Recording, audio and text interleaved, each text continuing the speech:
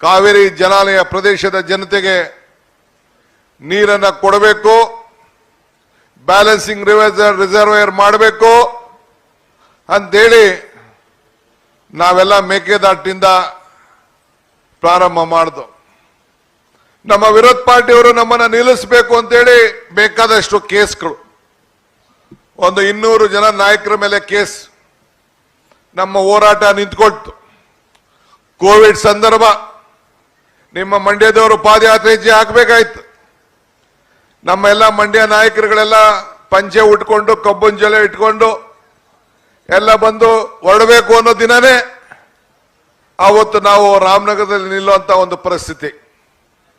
ಒಂದು ಶಪಥವನ್ನ ಮಾಡ್ದೋ, ಒಂದು ಸಂಕಲ್ಪವನ್ನ ಮಾಡ್ದೋ, ಏನಾದ್ರೂ ಚಿಂತೆ ಇಲ್ಲ, ಜೈಲ್ಗೆ ಹೋದ್ರೂ ಚಿಂತೆ ಇಲ್ಲ, ಕೇಸ್ ಹಾಕಿದ್ರೂ ಚಿಂತೆ ಇಲ್ಲ, ಯಾವ ಕೋವಿಡ್ ಕೂಡ ಪ್ರಕೃತಿಯ ನಿಯಮದ ಮುಂದೆ ಆ ಭಗವಂತ ತಾಯಿ ಚಾಮುಂಡಿ ನಮ್ಮನ್ನ ಬದುಕಿಸ್ತಾಳೆ ಅಂತೇಳಿ ಅಲ್ಲಿಂದನೇ ಮುಂದುವರಿಸ್ತೀವಿ ಅಂತೇಳಿ ನಾವು ಮಾತನ್ನು ಕೊಟ್ಟು, ಅದಾದ್ಮೇಲೆ ಬೆಂಗಳೂರವರು ಕೂಡ ನಡೆದು ನಮ್ಮ ಜನರಿಗೆ ಒಂದು ದೊಡ್ಡ ಸಂದೇಶವನ್ನ ಕೊಟ್ಟು, ಈ ರಾಜ್ಯದ ಜನತೆ ಕಾವೇರಿ ಹುಟ್ಟೋ ಇಂದ ಹಿಡಿದು ಬೆಂಗಳೂರು ಕಾವೇರಿ ತಮಿಳುನಾಡಿಗೆ ಕಳಿಸೋವರೆಗೂ ನಿಮ್ಗೆ ಇಷ್ಟ ಇದ್ದಂತ ಪ್ರತಿನಿಧಿಗಳನ್ನ ನೀವು ಆಯ್ಕೆಯನ್ನು ಮಾಡಿ, ಕಾವೇರಿ ಹುಟ್ಟಿ ಕೊನೆಗೆ ಮೇಕೆದಾಟಿಗೆ ಹೋಗೋವರೆಗೂ ಕೂಡ ಕಾಂಗ್ರೆಸ್ನ ಶಾಸಕರನ್ನ ಆಯ್ಕೆ ಮಾಡಿ ಈ ರಾಜ್ಯದ ಜನತೆಗೆ ಸೇವೆಯನ್ನು ಮಾಡಲಿಕ್ಕೆ ತಾವು ಅವಕಾಶವನ್ನು ಮಾಡಿಕೊಟ್ಟಿದ್ದೀರಿ.